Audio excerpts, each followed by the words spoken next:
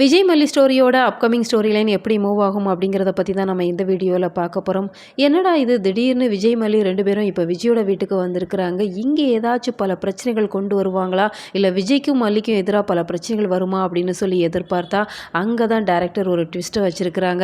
ஏன்னா இப்போ வரைக்குமே ரஞ்சிதாவை பொறுத்த வரைக்கும் நான் மாமாவை தான் கல்யாணம் பண்ணிப்பேன் அப்படிங்கிற மாதிரி சொல்லிட்டு இருந்தாங்க. இடையில கொஞ்ச நாள் அதை மறந்துருந்தாங்க. ஏன்னா விஜய் மல்லி 2 பேருமே வீட்டை விட்டு வெளியில் போயிட்டாங்க. அடுத்ததாக அரவிந்த் வந்தாங்க. அரவிந்தோட ஜோடி சேர்த்து வச்சிருவாங்க. ஸோ ஒரு விஜய் மல்லி 2 பேருக்கும் பிரச்சனை இல்லை, அவங்களோட லைஃப் நல்லா போகும் அப்படின்னு சொல்லி எதிர்பார்த்தோம். அப்புறமா தான் அந்த ரேணுகாவோட கேரக்டரை கொண்டு வந்தாங்க.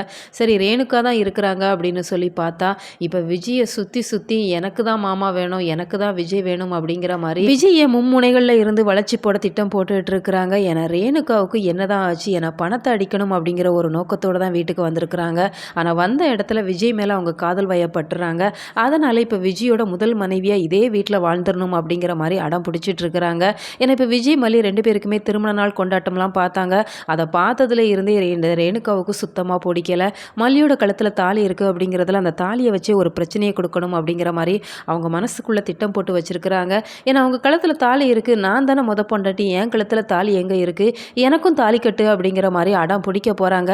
இதை பார்த்து கதிரேசன் சும்மா இருப்பாங்களா? என் பொண்ணு கேட்குறது நியாயம் தானே, நீங்கள் தாலி கட்டிருங்க மாப்பிள்ள, அப்போவாச்சும் என் பொண்ணோட சுய நினைவுகள்லாம் வருதான்னு பார்ப்போம் அப்படிங்கிற மாதிரி தான் சொல்ல போகிறாங்க.